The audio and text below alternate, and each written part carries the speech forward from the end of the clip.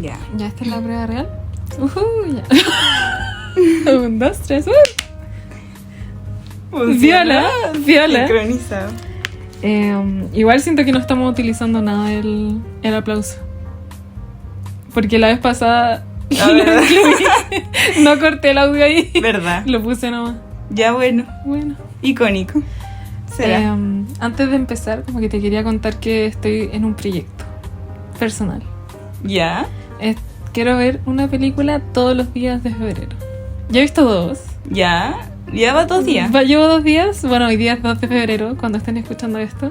Exacto. Y llevo dos películas. Bueno, es 3 de febrero. Claro, pero Sí. vas a verlo en la noche. Pero claro, lo voy a ver en la noche. ¿Y cuáles han sido? No me acuerdo. Pero son las nominadas al Oscar, ¿no? Vi Killers of the Flower Moon, ¿Ya? que se dura 3... y vi A Simple Life. Creo que esa ¿Ya, te la sí? comenté. ¿Sí? Y están buenas, han sido buenas. Killers of the Flower Moon pensé que iba a sentir mucho las 3 horas y media, porque es 3 horas y media. Caleta. Es mucho. Mucho. Pero no lo he sentido tanto. No sé, repito lo que decís, perdón. Como eco al alien, ¿no? Está bien. Así son las conversaciones a veces, un eco. ¿Cómo era? No, es que en el podcast de una charla en un pueblo fantasma lo dicen como un pensar a 2 voces. Nosotros somos un eco Claro. a 2 voces. Un eco a 2 voces. Un eco a 2 voces. Decimos básicamente lo mismo, pero lo repetimos lo que decimos. Yes. Entonces, ¿cuál es el tema del día de hoy? El tema de hoy es estar perdido en el mundo. Entre ellos el síndrome del impostor. O sea, como un poco de lo que vi, como que creo que deriva un poco al síndrome del impostor. Pero en primera medida era el tema de estar perdido en el mundo. Profundo. Íntimo. Y yo, como la vez pasada, había propuesto algunas preguntitas de guía, ¿cachai? Y la primera era: ¿qué significa tener un propósito en la vida? O sea, a empezar al revés. No hablar de estar perdido al principio, sino Claro, que partir con la pregunta de qué es tener un propósito en la vida. No sé si, amiguita, tienes alguna idea. ¿Qué es tener un propósito en la vida? Siento que es difícil porque... Es muy difícil. No sé si uno tiene como un propósito específico. A veces uno dice como ser feliz. Pero al final, ¿cómo se materializa eso? Como... que... uno puede tener muchos propósitos. Como creo yo también. ¿Qué opinas tú?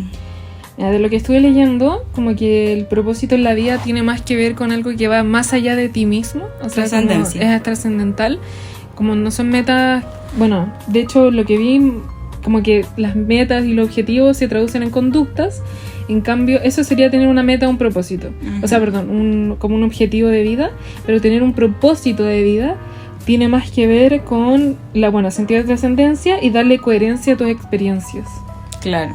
Como que por ejemplo, cuando tú dijiste ser feliz, que la coherencia de tus experiencias sea ser feliz, ¿cachai? Claro, hace sentido.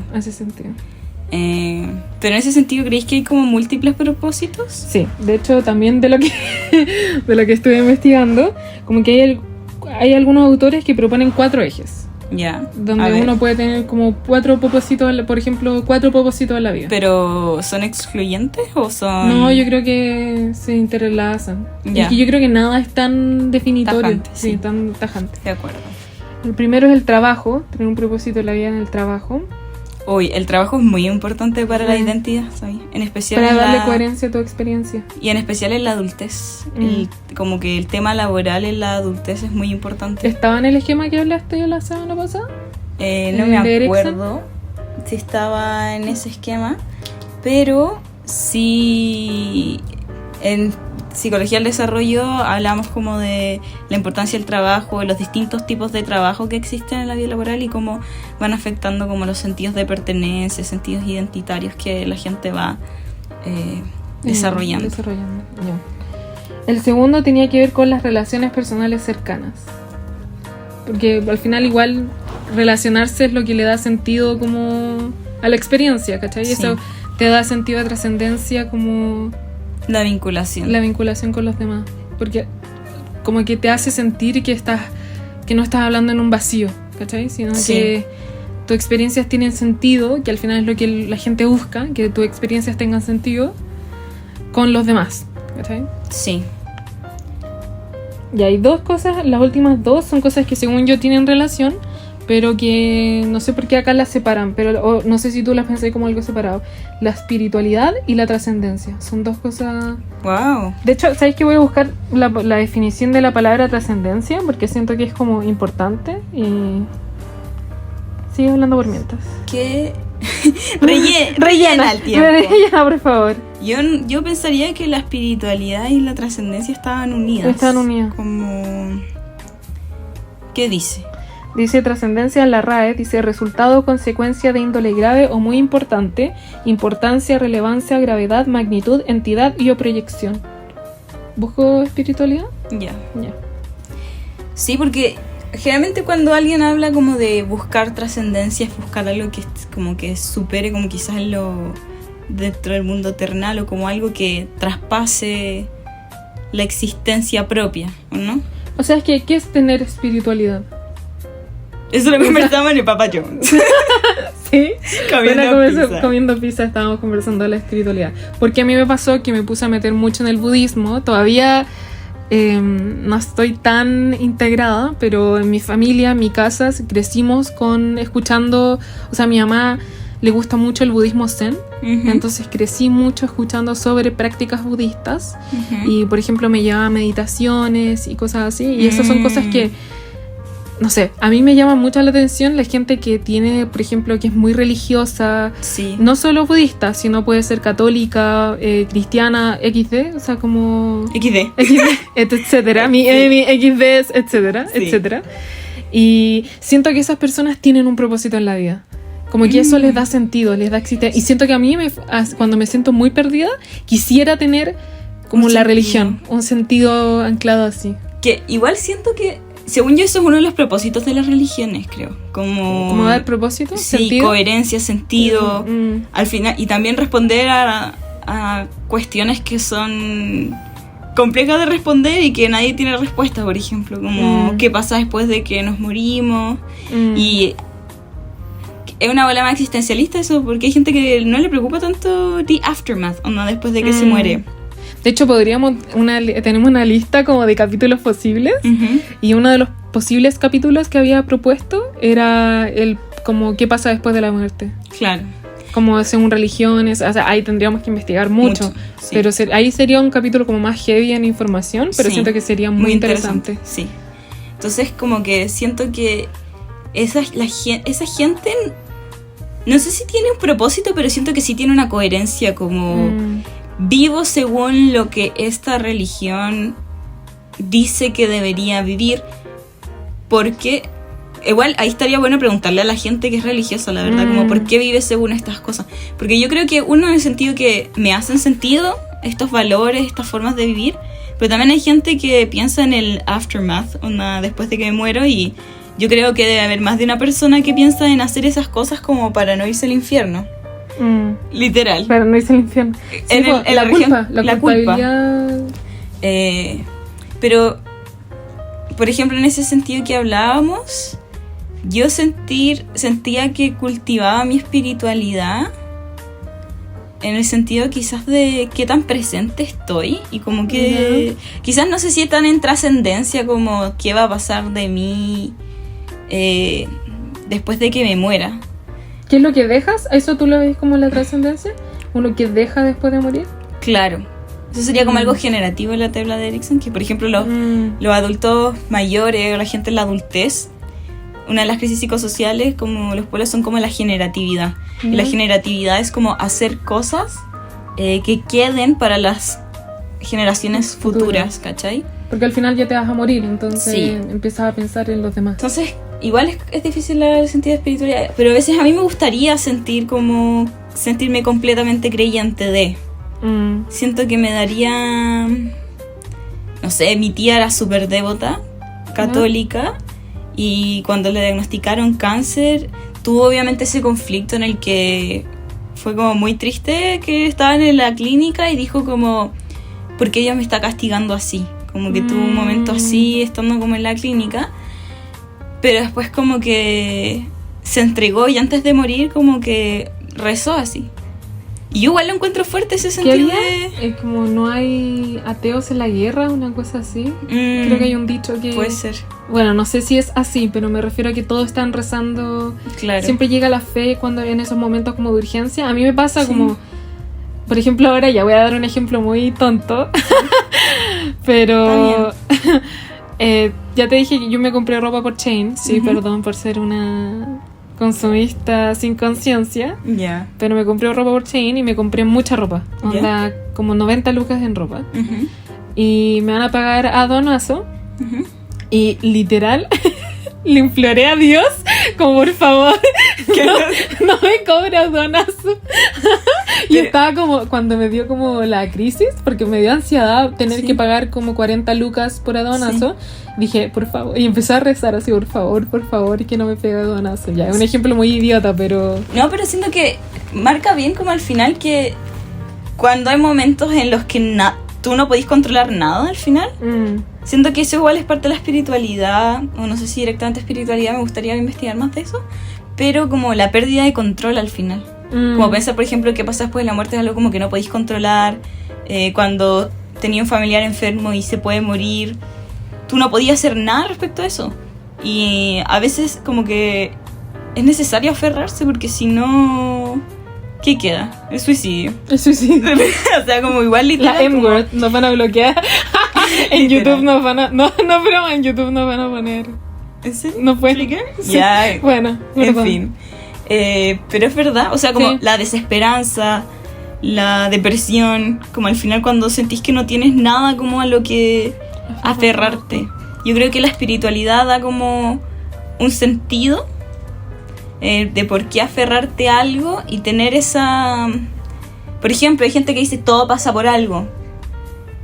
Es como un consuelo, ¿cachai? Entonces, quizás esto no es que todo pasa por algo, pero como Dios lo quiso así, por ejemplo, pensando muy en la religión católica, pues fuimos a un colegio católico.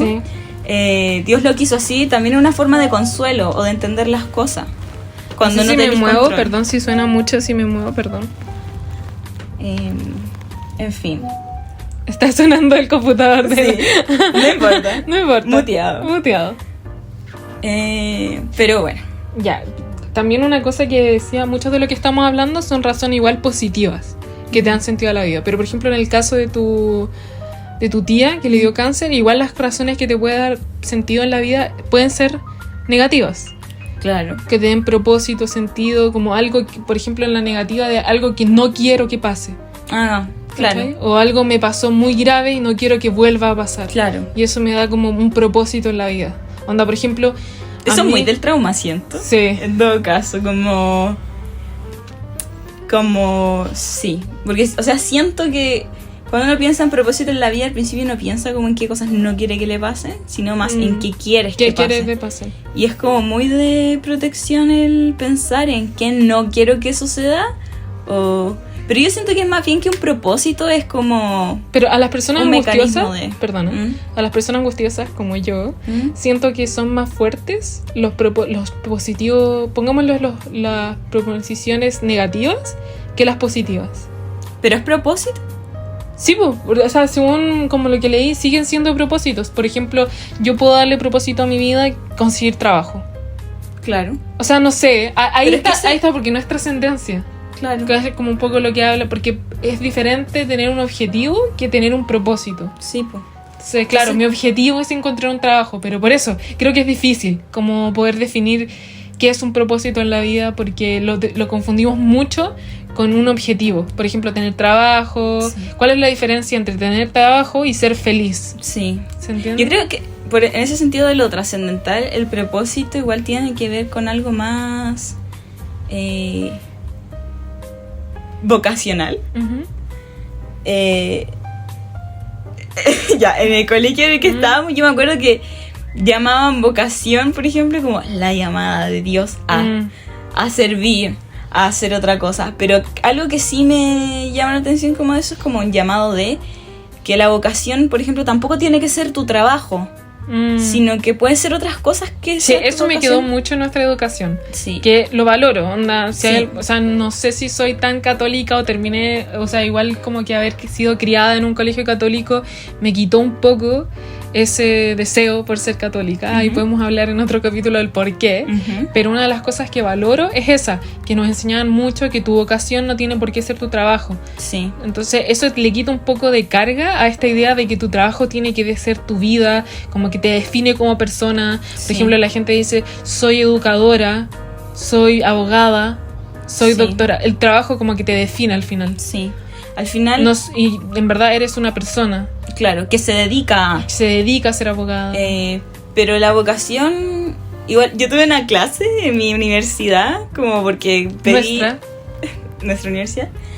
Es para ayudas por el tema del déficit atencional. ¿Ya? Y ahí hablaba un poco de la vocación y que a propósito de esto de los objetivos, como que uno tiene metas, pero tu objetivo al final es como qué quieres hacer como de verdad o qué te hace sentirte satisfecho. Y siento que, por ejemplo, decir feliz puede tener distinta interpretación para cada uno. Yo, como te comentaba la otra vez, cuando yo pienso en soy feliz, que yo siento que lo soy, como... es sentir tranquilidad cuando llego a mi casa o después de ver algo que me hace feliz y sentir como, damn, esto estuvo bueno. Qué rico que lo tuve. Te sientes completa. Como yo lo llamo sereno, sentirse sereno. Claro. Como que, por ejemplo, yo tengo en Notion, Sí. que es una aplicación que recomiendo para todos, que la llevo usando 5 o 4 años, no sé cuántos años tiene la aplicación, pero llevo usándola como 5 años. Y en ella todos los días logueo como mis emociones, cómo me sentí, etcétera. Y lo que tú describes yo lo pongo como serena. Claro. O completud podría ser. Entonces siento que igual, en ese sentido, igual, no sé, es complejo. Como que al final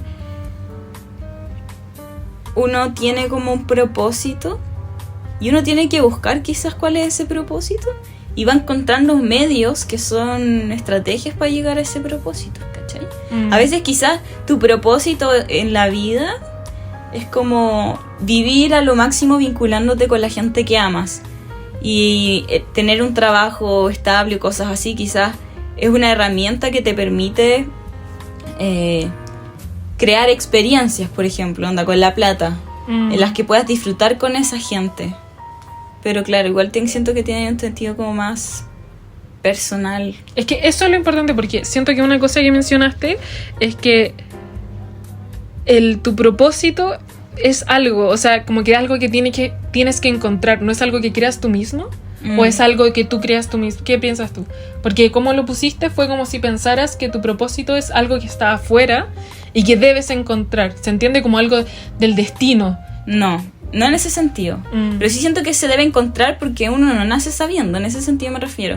Como cultivar, como ir, y requiere harta introspección, siento yo.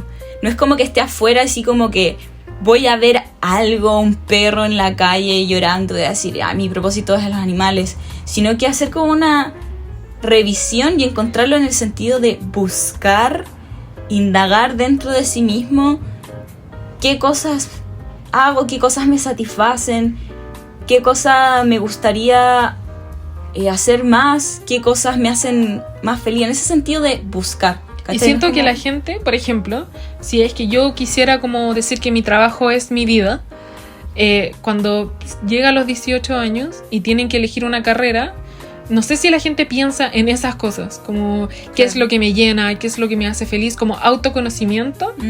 Como que no sé si la educación, por ejemplo, promueve el autoconocimiento lo suficiente para poder tomar ese tipo de decisiones como a futuro, o decisiones ni siquiera como de tu futuro, sino como tus hobbies, ¿cachai? Como... Igual en ese sentido también buscar, me refiero a buscar y cultivar, ¿cachai? Como me imagino muy así como un huerto en el que tú plantas distintas plantas, no sabéis cuál te va a gustar más y cuál decís como, oye, me voy a dedicar a esta, pero estáis plantando las distintas para saber las posibilidades, cuál te gusta, cuál no, etcétera. Y luego buscáis así como, sí, esta me puede dar más beneficios, etcétera. Pero se cultiva también, como explorándote, explorando cosas que te gustan hacer, explorando con tus amigos, explorando con tu familia, contigo misma. Entonces en ese sentido siento que es algo que se desarrolla el propósito, pero que también se busca en el desarrollo.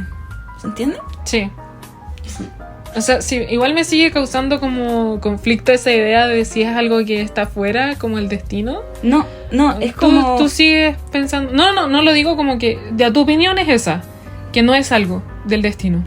Claro, no es algo de destino, no es algo que te va a venir de la... como no sé... De la divinidad. De la divinidad y que te lo vas a encontrar. Sino ¿Cómo lo promueve la religión católica? Claro, es como más bien algo que tú vas descubriendo en una búsqueda constante de autoconocimiento. Te vas dando cuenta al final que son las cosas que hacen sentido para tu existencia y también vas cultivando. Por ejemplo, yo siento a veces que no me conozco tanto, que no hago tantas hobbies, cosas así, y me siento a veces limitada como en autoconocimiento y saber como qué cosas me satisfacen. Y en ese sentido hay una parte mía que yo debo desarrollar, ¿cachai? Onda, buscar meterme a hacer, no sé, pilates, meterme a hacer como distintas cosas y que probar, ¿cachai? Explorar y buscar. En ese sentido es la exploración, llegar después a una reflexión así como, pucha, me doy cuenta que mi propósito en la vida de verdad es como disfrutar lo más con mi familia, onda, soy más feliz cuando hago cosas con mi familia, con mis amigos. No sé, mi propósito es ayudar a los demás porque nada me satisface más que cuando he ido, no sé, trabajos de verano, ayudado a la señora a cruzar la calle, ¿cachai? En ese sentido... Por ejemplo, en mi caso, siempre toda mi vida he estado en proyectos como escuela popular, como piane, y antes no le daba como el peso a ese tipo de experiencias. Era como algo casualidad. ¿Qué tan casualidad es y qué tan yo lo estaba buscando? ¿Cachai? Sí, así se entiende. Igual inconscientemente puede ser que por algo lo buscaste. Por algo lo estaba buscando, claro. Por eso mismo, como que en mi cabeza al principio no le daba importancia a ciertas acciones. Pues esto es como un llamado pseudo a ver las acciones que uno hace normalmente en el día y qué es lo que lo llama a hacer. Por ejemplo, pero ¿qué pasa cuando te llaman a hacer TikToks? Onda, ver TikToks es mi llamado, o sea, en lo que es lo que salía en tu libro que estás leyendo. Hábitos atómicos. Hábitos atómicos. Que te llamaba a hacer como evaluar tu tiempo.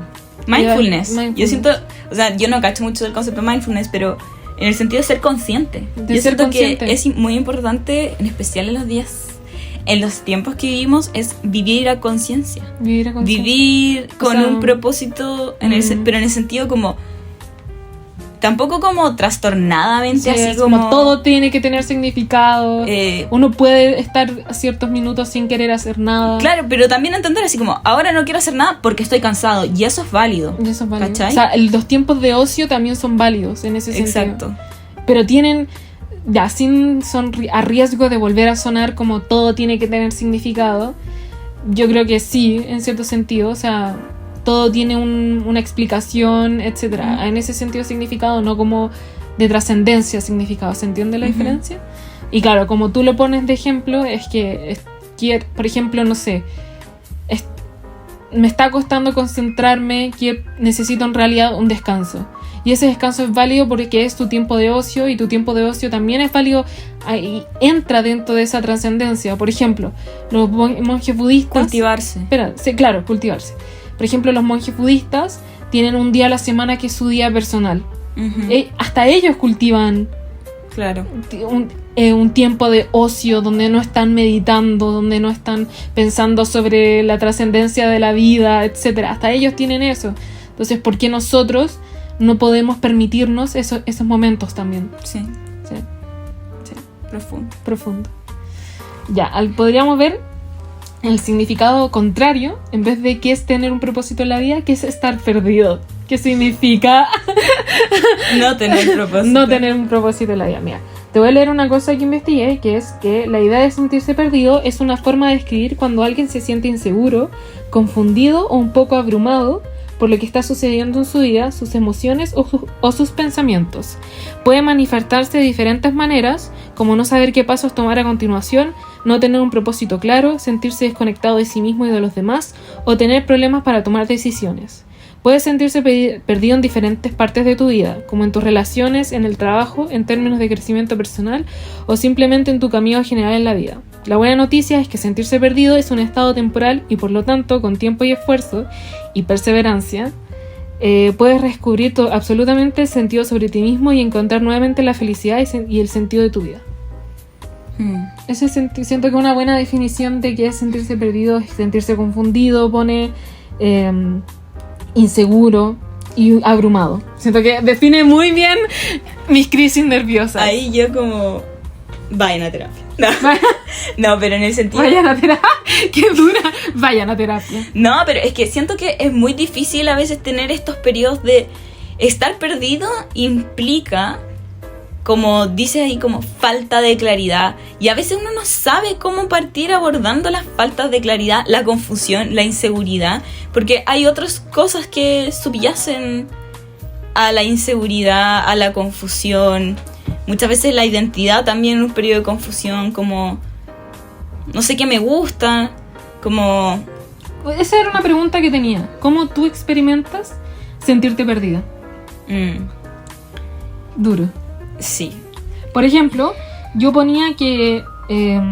anotaba o pensaba, cuando estaba pensando sobre esta pregunta, es que cuando me siento confundida, sobre todo acerca del futuro, que ese es como mi gran tema, que lo hablo en terapia, etcétera, es que me llega como unas ondas de choque. Como que en un minuto estoy muy calmada y de la nada me viene un pensamiento muy intrusivo que me ataca y me comienza esta seguidilla de ideas que es como... me hace pensar que no soy lo suficiente, que debería estar produciendo más, como... y me empiezo a sentir abrumada con las decisiones, estoy tomando las decisiones correctas y me empiezo a sentir un poco perdida, como no siguiendo ese tanto propósito en la vida. Onda, existe ese propósito y si existe, también estar perdido creo que implica como cómo llego al camino correcto a ese propósito. ¿Sí? Porque uno puede tener un propósito, pero ¿qué pasa con las decisiones para llegar a ese propósito? Como que uno no puede sentirse inseguro con esas cosas. Sí. Yo creo que, honestamente, yo me siento bastante perdida. ¿En el mundo? Sí. Yeah. Siento que, por un lado, me diagnosticaron el déficit atencional el año pasado. Pronto, hace muy poco. Sí. Y yo antes estaba diagnosticada con trastorno de ansiedad generalizado y fobia social. Y pensando como en... después de este diagnóstico, me di cuenta que los primeros trastornos que me diagnosticaron en verdad eran como consecuencia del trastorno de... Vamos a tomar un break. Espérate. Un breakcito que nos están interrumpiendo, bro. Ya. Perdona que te corté justo en la idea, pero nos interrumpió el Doki, el perrito de la Nati.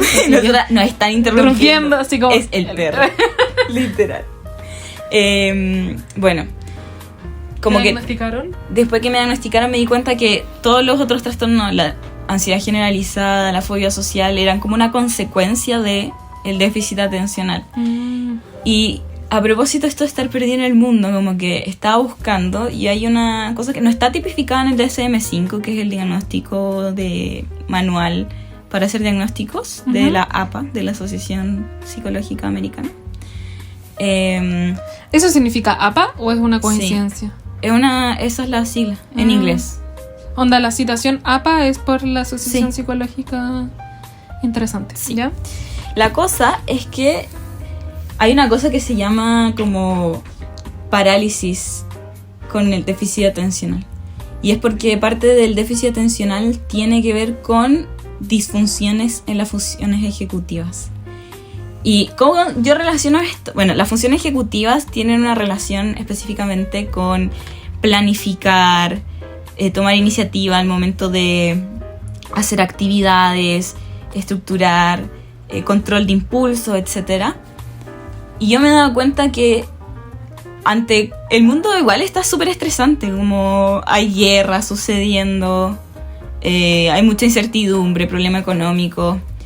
Siento que me siento muy paralizada ante todos estos estímulos y como que no puedo resolver nada de eso. y siento que a la vez no tengo ninguna claridad porque tengo que empezar a tomar decisión importante, que es una parte de las parálisis como en déficit atencional, es cuando tenéis que tomar decisiones. Y es tremendamente abrumante, como... No sé si yo quiero estudiar en el extranjero porque quiero estatus. Quiero que me reconozcan como... Como alguien importante. Claro, como... Por mis propios dramas y cosas. Si quiero eso porque de verdad me gusta la investigación.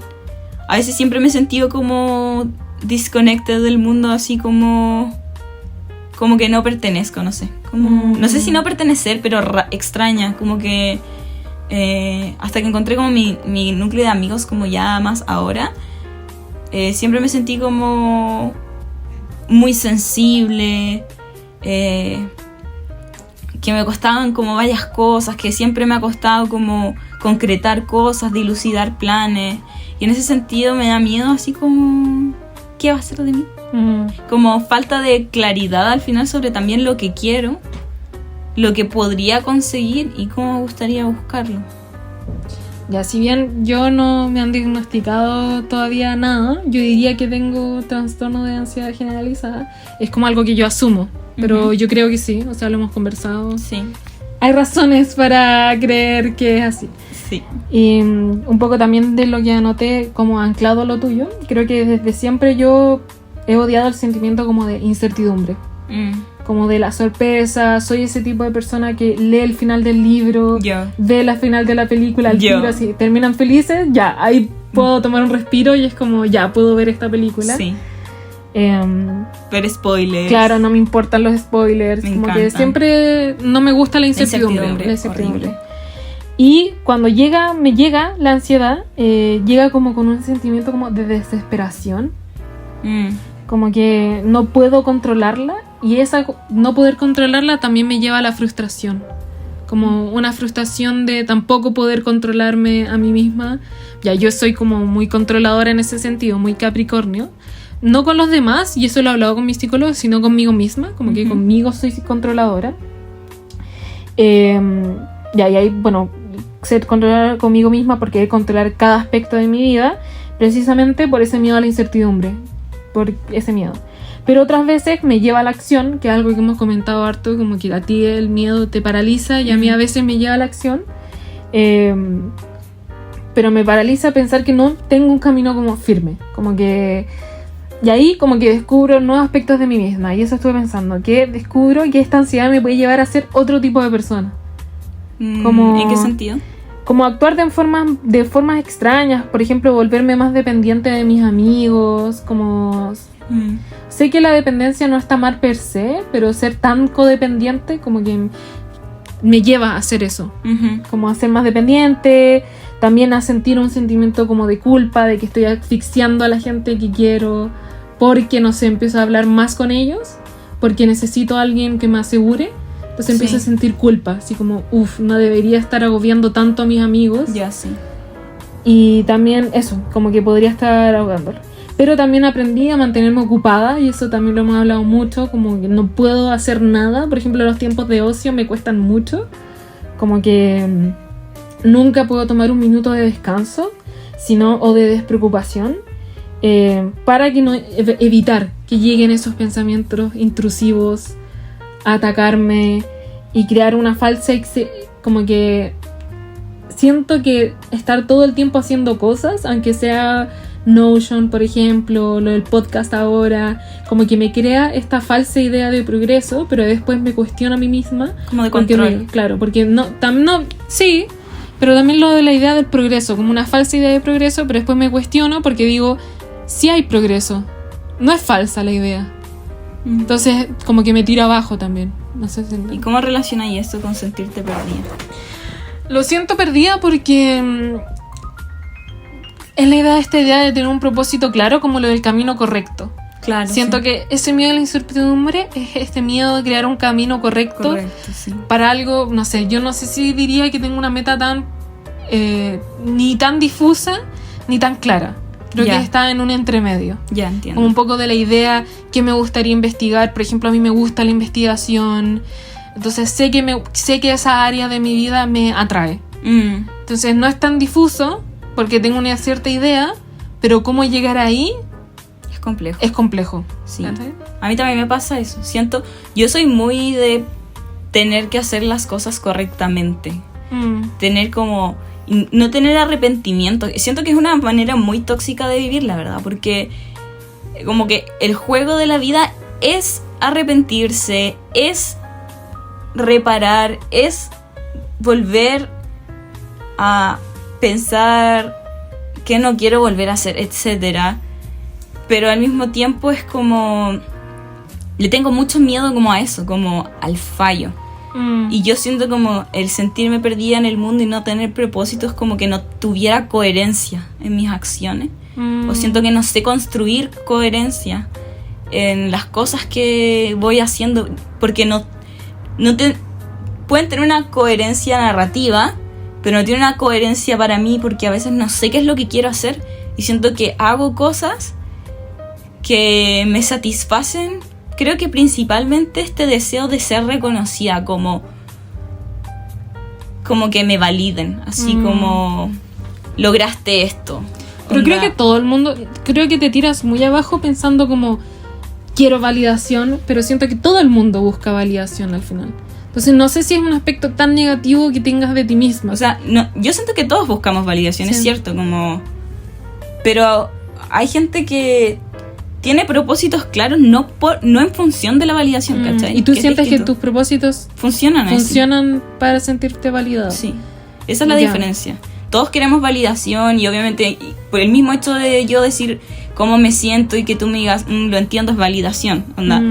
Todos queremos validación. Según yo, el problema es cuando tus propósitos giran en torno a obtener una validación que ni siquiera estás segura que proviene de ti misma, sino como de expectativas que incluso, que eso lo encuentro muy loco, ahí es como muy Freud, siento como... ¿Ya? ¿Qué cosa? Huellas némicas, como... Huellas némicas, que son como al final los recuerdos, las experiencias que van quedando almacenadas en los recuerdos, que son huellas némicas en el sentido porque son memorias, pero son como huellitas en la playa, que tú vas caminando pero se van borrando. Claro, pero se van quedando marcadas en la arena, ¿cachai? Aunque se borren.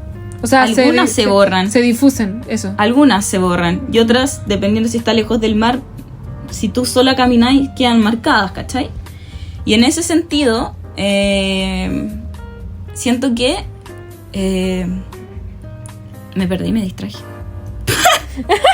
Ya suele pasar. Ya. Bueno, siguiendo para que sigamos la conversación. Pero déjame tratar de decirlo porque no me acuerdo. Ya, pero en ese sentido de las huellas némicas, quizás la validación que yo espero es en una expectativa que ya no está. Como por ejemplo, no sé, que quizás mis papás validen. Como que mis papás me encuentren cierta cosa. Eso es importante. Siento que yo también me veo mucho así, como la validación de los padres. Como que... O del cuidador. Como... Que tiene mucha importancia. Y eso como que quería, para seguir la conversación, pero llevarla un poco a otro lado, pero un poquito nomás, que es importante porque para los humanos es importante, o es importante porque en la edad en la que estamos. ¿A qué me refiero? La pérdida del sentido de la vida es diferente para nosotras que tenemos 20 y algo, estamos en nuestros 20, o para alguien que está en los 17, en los 18, para alguien que está en los 30, para alguien que está en los 40, como que siento que es diferente. En ese sentido, no sé si viste ese video viral que era como los años del pánico, The Panic Years. No. Ya te lo voy a explicar un poco. No sé si queréis pausarlo para mostrártelo o... No, dale, cuéntame. Te lo explico. Dice que consiste en estar perdido en los 20, ya lo pone como los años del pánico, The Panic Years. Está en inglés, que es de tener todo listo para la edad de los 30, de ser productivo, de pensar en el futuro, pero también de estar presente. Esta idea de como, tienes que pensar en el futuro constantemente, pero tienes que estar presente, porque al final los 20 son, entre comillas, los mejores años de tu vida.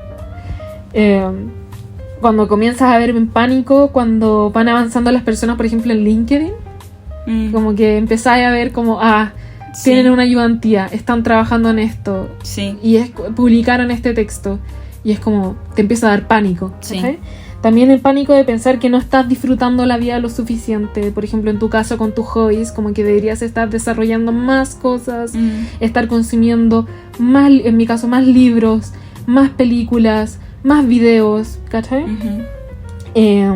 Y sentirse fuera de lugar, por ejemplo, cuando escuchas una referencia a internet. A mí me pasa mucho que como yo paso mucho tiempo en internet, como que cuando pierdo una referencia es como o sea, además de que estoy consumiendo mucho internet, tampoco puedo llegar a ese nivel, ¿se entiende? Sí.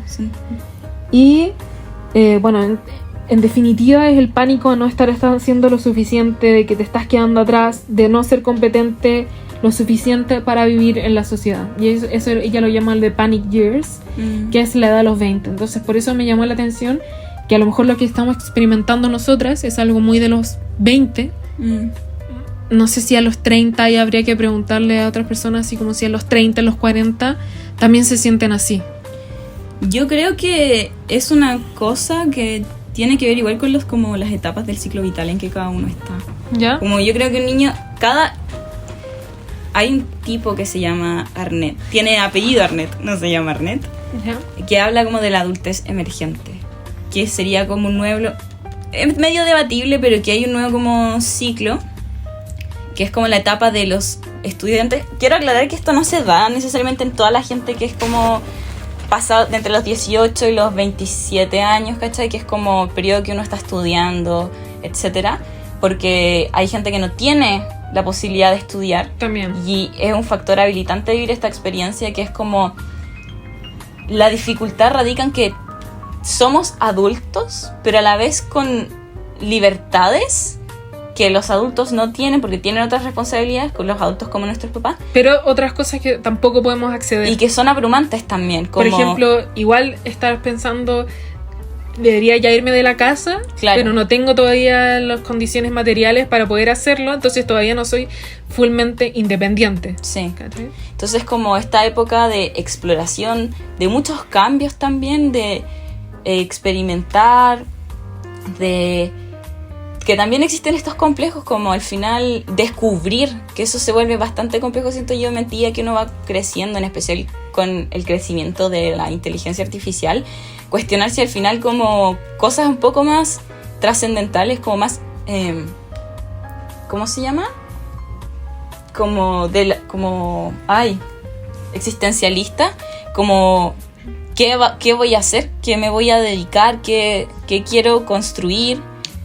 Entonces como que siento que en ese sentido es bastante compleja nuestra edad. Yo creo que a medida que vas creciendo puede disminuir eso, en el sentido de que ya estás más lanzado al mundo, ya tuviste que haber hecho ciertas elecciones y sabéis cómo manejar más, que es sabiduría que se va desarrollando a la medida que tú vas existiendo.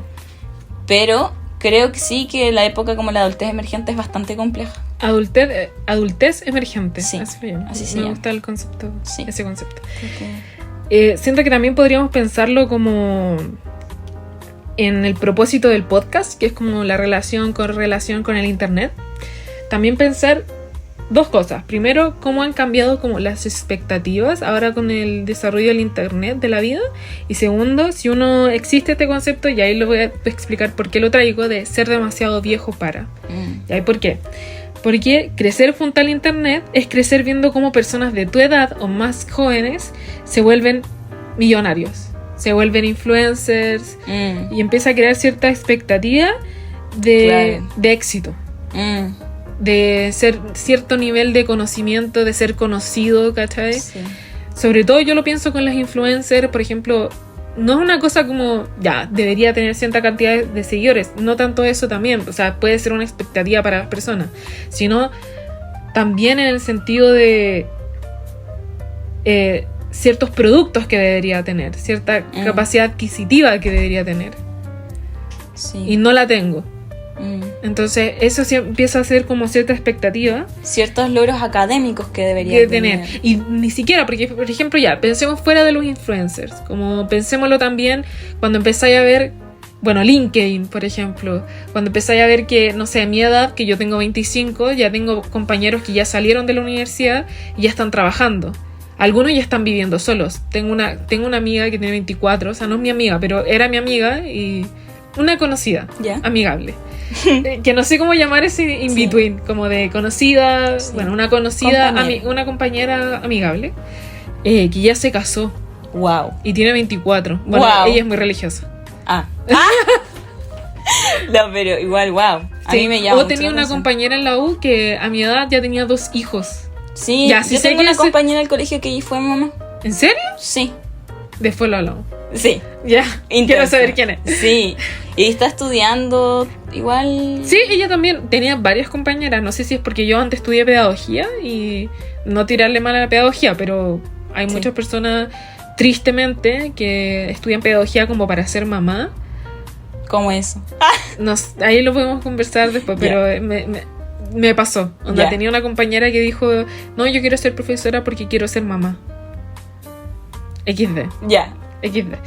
Pero la cosa es que obviamente estos son casos aislados, pero el caso más amplio, por ejemplo, el tema de LinkedIn, lo que te decía, como que se generan ciertas expectativas con el internet cuando está todo abierto. Sí. ¿Cachai? Es brígido eso. A mí me cuesta mucho controlarlo. Y como, de nuevo, siento que a mí las cosas igual me afectan de una manera distinta que quizá la gente neurotípica con el déficit atencional. Y no sé si estoy contenta de haberme creado LinkedIn o no. Como... Pero es que es algo que... Es como esas cosas que tienes que hacer. Claro, para entrar al mercado. Para entrar al mercado laboral tienes que hacer tu LinkedIn, pero hacer un LinkedIn te hace ver... ¿Se dice LinkedIn? Yo le digo LinkedIn. LinkedIn. Sí, es que hay gente que le dice... LinkedIn. LinkedIn. Qué wea. LinkedIn. Bueno, cuando te creas el LinkedIn, como que empezáis a ver, bueno, que otras personas están trabajando, como han hecho más ayudantías que yo, han escrito ya papers, algo que ya dije, pero ¿se entiende? Sí. Como que empezáis a ver, que al final expectativa cambia. Es como, ¿por qué siempre competimos? Igual el mundo que estamos es competitivo. Onda, vaya a postular a un trabajo, estáis compitiendo con, no sé, 30 candidatos para una wea, estáis metiéndote en algo, ya, incluso para el poder adquisitivo, si un taller, ahí no hay cupos, como que uno siempre tiene que estar como quizás en ese mindset un poco competitivo. Y a mí me pasa mucho que yo igual he hecho cosas, yo igual he hecho ayudantías, estoy trabajando ahora en un paper, estoy en un laboratorio. O sea, ya tienes avances. Tengo avances, claro. Pero claramente uno siempre se compara con el que es mejor que uno. O que tiene una pequeña cosa mejor que uno. Y siento que es tan nefasto sentirse que uno se queda atrás. Eso me pasa mucho. Que me quedo atrás en comparación con la gente. Que veo que la gente... No sé si porque tiene mejores capacidades de buscar cosas, que puede ser, onda, manejarse en la web, manejar sitio y cosas, también es una habilidad. Pero es como, no quiero ser de la gente olvidada en el sentido como los que sobran, como la canción de los prisioneros, ¿cachai? Como, siento que uno tiene que luchar por hacerse un lugar en el mundo. Pero eso es difícil, por eso el tema de propósito de la vida, pero eso es muy difícil. Más que la mierda. Es muy difícil hacer eso. Y es agobiante. Y siento que es una expectativa muy inalcanzable a veces.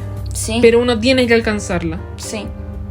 Es brígido eso, como que hay tanta, en especial siento, insisto, como en los tiempos que estamos ahora, hay mucha incertidumbre y para la gente que es ansiosa como nosotras, es aún más brutal. Onda, a mí por ejemplo me pasa el déficit atencional más la trastornancia generalizada, por ejemplo, ya voy a terminar mi carrera y es como, ¿y qué? ¿Y ahora qué?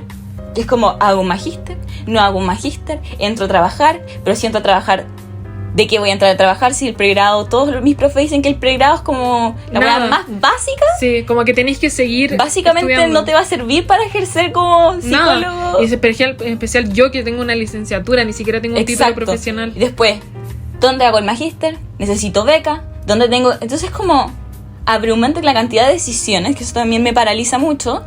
Es como la cantidad de decisiones y claridad que uno tiene que tener. Yo pensaba, por ejemplo, un video que me salió en TikTok de una niña que es chilena, que vivía en Temuco y se fue a estudiar a Harvard. Damn. Ah, sí, creo que me dijiste que ella tenía muchas actividades como extraprogramáticas, como extracurriculares. Pero eso es algo que valoran mucho los gringos. Claro. Pero acá no. Pero que me di cuenta que ella siempre tuvo como claro lo que quería. Sí, porque desde chica ya sabía que quería ir a estudiar, la claridad, eso. Como que igual siento que uno que uno debería buscar harto, como reflexionar harto sobre qué es lo que quiero, como tener claridad de específica, así como qué quiero, qué me gusta hacer, como de verdad adentrarse a explorar y meditar sobre esas cosas, porque ella desde chica tenía claro qué quería hacer y solamente trabajó en pos de obtener esas cosas, ¿cachai? Pero siento que a veces en el mundo que vivimos con tanto las complejidades, más encima que todos tenemos condiciones materiales distintas, es difícil encontrar esas cosas, más encima que el mundo a veces te pide que te encajes en una cosa en específico, cuando a veces uno quiere hacer como más de una cosa, entonces es complejo. Bueno, hablando un poco la misma línea, pero llevarlo a algo que habíamos mencionado al principio, como que entra dentro de este tema, es el tema del síndrome del impostor. ¡Tarán! Algo muy, siento, como que prevalece en toda la conversación que hemos tenido. Sí. Ya, primero voy a responder qué es el síndrome del impostor. Se me fue decir la autora, pero si revisan, bueno, las fuentes, de hecho si ponen la descripción del primer capítulo y la descripción de este capítulo van a encontrar todas las fuentes donde se basa esta conversación, o las como datos que he dado. ¿Y qué es el síndrome del impostor? Es un trastorno psicológico que nos hace sentirnos equívocamente indignos de los éxitos que logramos, movido por la creencia de que no estamos a la altura o de las circunstancias, o de que conseguimos sucede más por el azar que por nuestros méritos. Es un fenómeno que afecta tristemente más a las mujeres. ¿Y por qué se da el síndrome? Se encuentra tanto en la educación recibida como en la persistencia de los sesgos o las creencias adquiridas y la certeza de tener que realizar un esfuerzo adicional para mostrar el valor que se hace. Y en la edad adulta, añade, son muchas mujeres que incluso presentan un sentimiento de culpa por resaltar más que sus parejas masculinas. Brígido.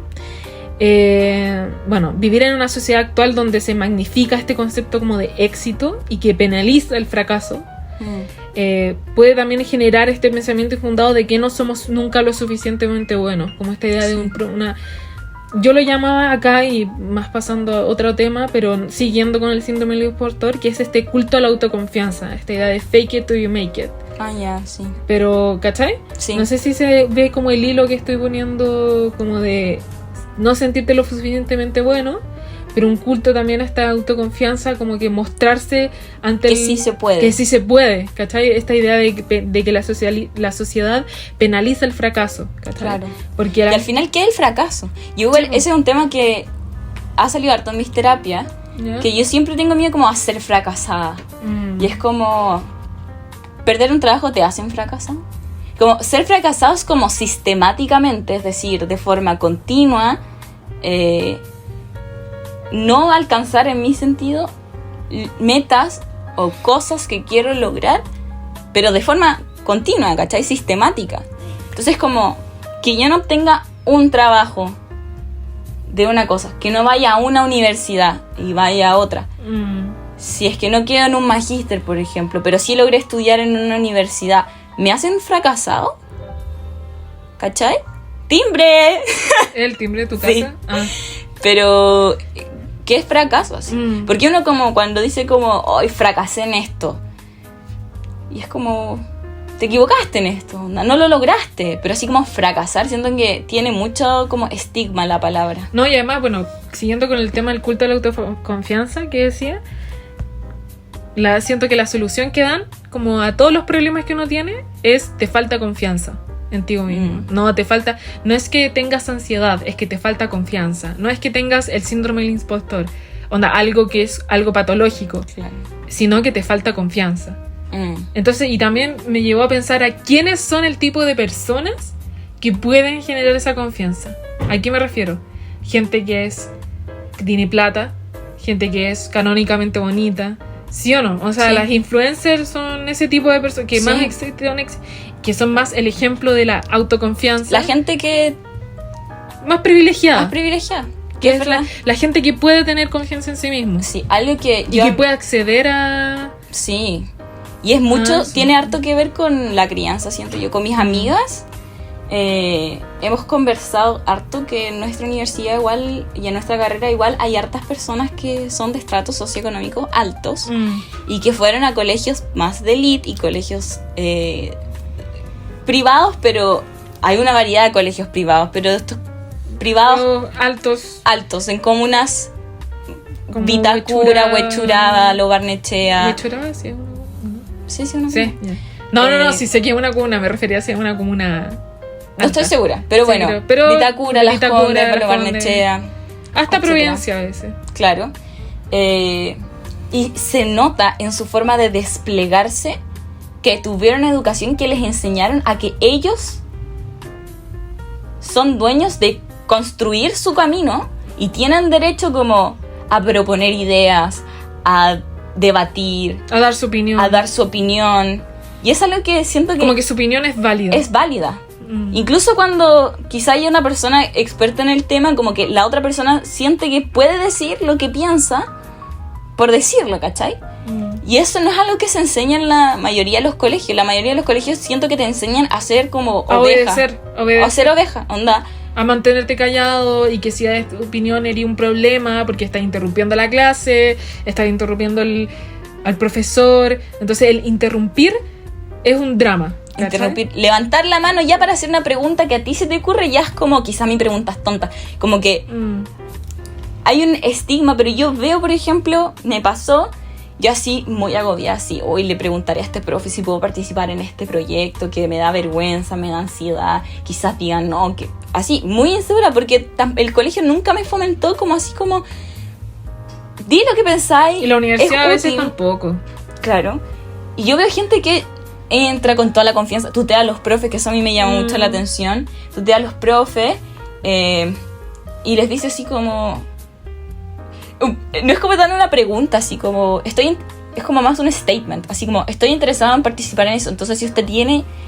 Por favor, me llama. No puede llamarme, no. Llámeme así. Claro, así como... Y quería saber si usted tiene algo para que trabaje. Pero no es como... quisiera saber si hay disponibilidad para que yo pueda... ¿Se entiende? Sí. Es como una parada completamente distinta. Y al final... Se nota ellos que tienen esa confianza. Porque incluso... Tengo que decir que en mi carrera me he topado con gente que ha dicho aberraciones en clase. Y que lo dicen nomás como sin pensar siquiera... Pero porque tienen inculcado que pueden decir lo que opinan, ¿cachai? Y está bien, porque es como... Tienes que expresarte.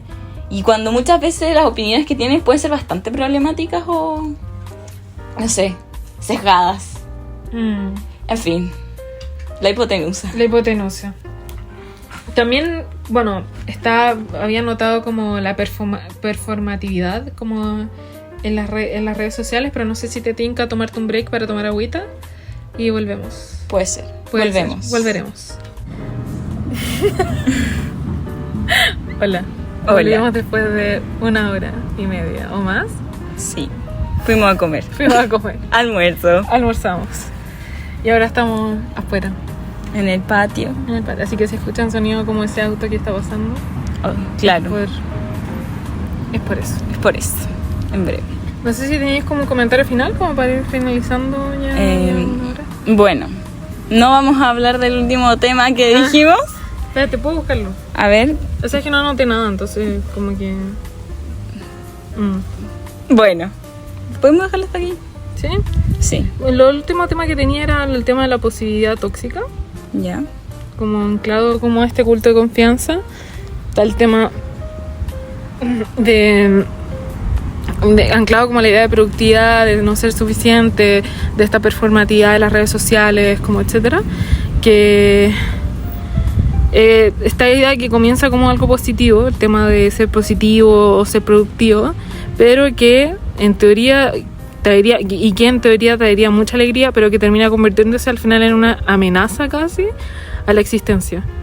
Como que no eres positivo o no eres productivo lo suficiente, como que amenaza tu sentido de plusvalía, tu sentido de felicidad, etcétera. Sí, igual es intenso eso, siento. Como el tema de que todas estas cosas como la positividad tóxica y todo eso como que exacerban, según yo, el sentimiento de sentirse, el sentirse como con poca claridad sobre los propósitos que uno tiene. Ya.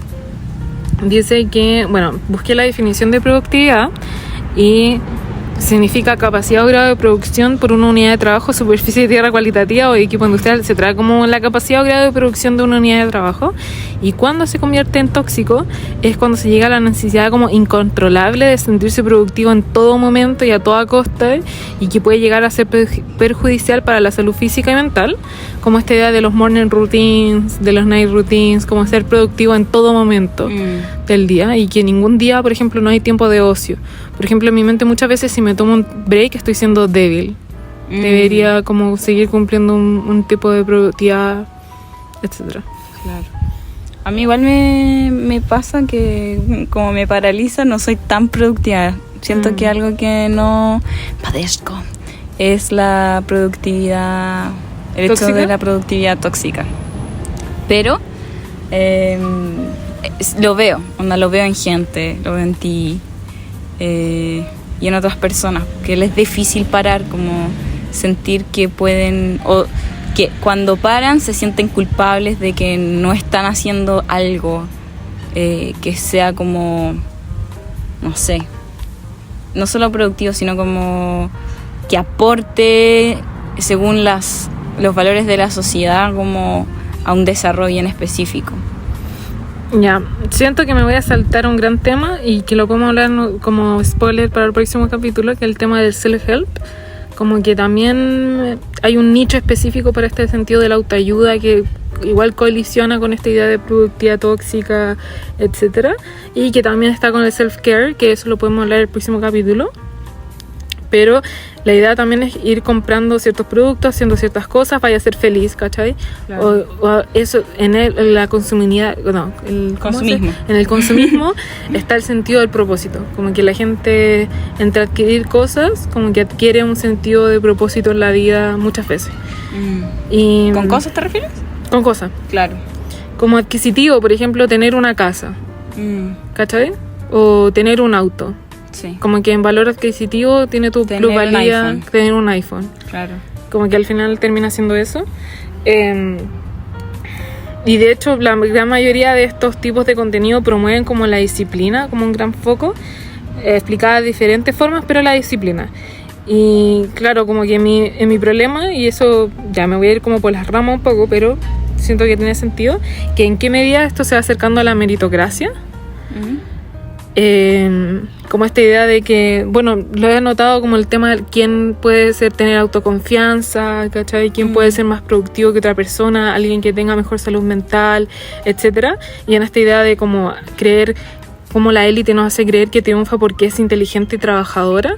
Como que también es como lo del culto de la autoconfianza, quién es que se puede tener más confianza, ¿cachai? Es que no tienes confianza lo suficiente, como, ¿cachai? No sé si se entiende como el punto en el que... Un poco sí. ¿Un poco? Sí, un poco sí. Sí se entiende. Pero ¿cómo lo relacionáis con, de nuevo, sentirse, para no alejarnos tanto del propósito del podcast? Con sentirse... Que me llama la atención cómo fenómenos como la manifestación, los gurús de belleza, etcétera, funcionan con la misma lógica que la autoayuda, pero es una versión obviamente más feminizada, pero también más refinada de la autoayuda. No estoy diciendo que sean objetivamente negativos, pero muchas veces este tipo de personas o este tipo de contenido les ayuda a la gente, por eso digo como no es objetivamente negativo.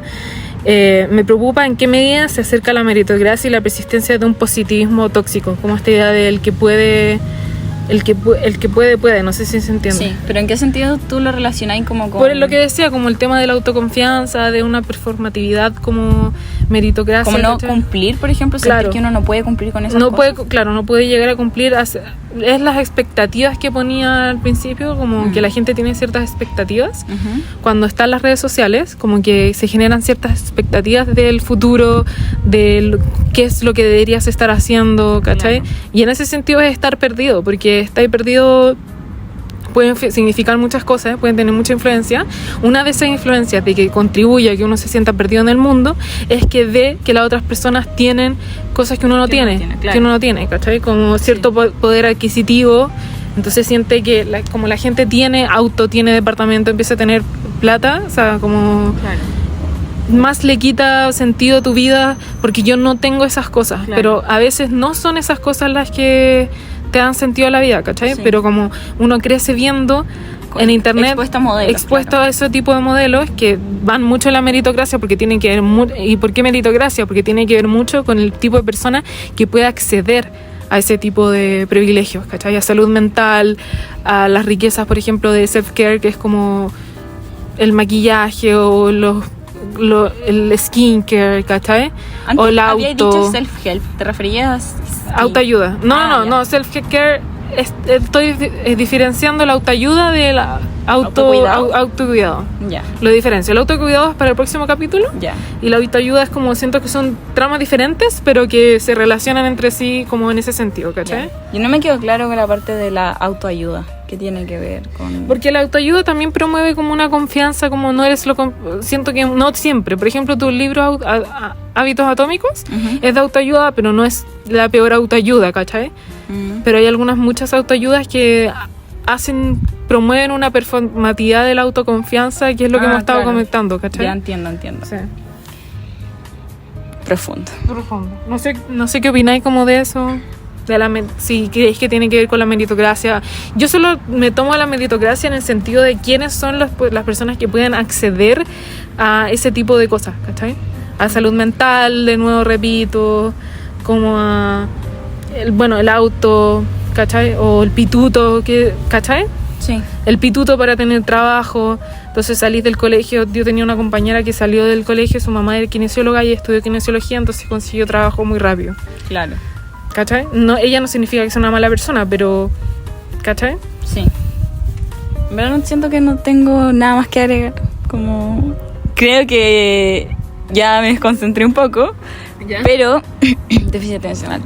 Pero... ¿Un mensaje final como para el tema de sentirse como perdida en el mundo? ¿O no podéis decir nada? Sí, puede ser. Consejo. Tip. Ya. Que no es porque consejo a veces siento que es como hazlo y te va a ayudar. No, ni cagando. Pero quisiera yo, y lo recomiendo, a veces hacer journaling, onda escribir. Tener un espacio en el que podáis manifestar y llevar registro de una vida más consciente. De hecho, la otra vez estaba escuchando con mi pololo una clase de un seminario sobre cómo tratar trastornos de ansiedad. Y bueno, decían que uno de los métodos que servían era como el bullet, o sea, no el bullet journaling, sino el journaling en general, como tener espacios y también para agradecer. Yo creo que esas cosas pueden ayudar a encontrar un poco más de propósito y sentido en la vida y dejar de enfocarse como en tanto quizás lo que los otros hacen y yo medirme con eso. Tener un lugar y un espacio en el que puedas meditar, reflexionar sobre tu propia experiencia, sobre tus vivencias, y ser honesto y poder decir, ¿sabes qué? Esto, no sé, me hice consciente de esto escribiendo esto y no me gusta, lo voy a cambiar, o no me había dado cuenta que hoy día sí hice hartas cosas, en verdad, por ejemplo, y estas cosas contribuyeron a hacerme sentir mejor. Yo creo que ahora hay journaling para hacer en aplicaciones, Notion. Day One es otro. Sí, también lo podía hacer en una libreta. O en tu aplicación de notas también. Notas. También existen algunas libretas que tienen como para responder preguntas. Siento que esas también son bacanes para aumentar el autoconocimiento. O puedes buscar las preguntas en internet. Claro. Lo veo como todo en un budgeting, como de gente que tenga o no plata. Claro. Pirata o no pirata. Pirata o no pirata, exacto.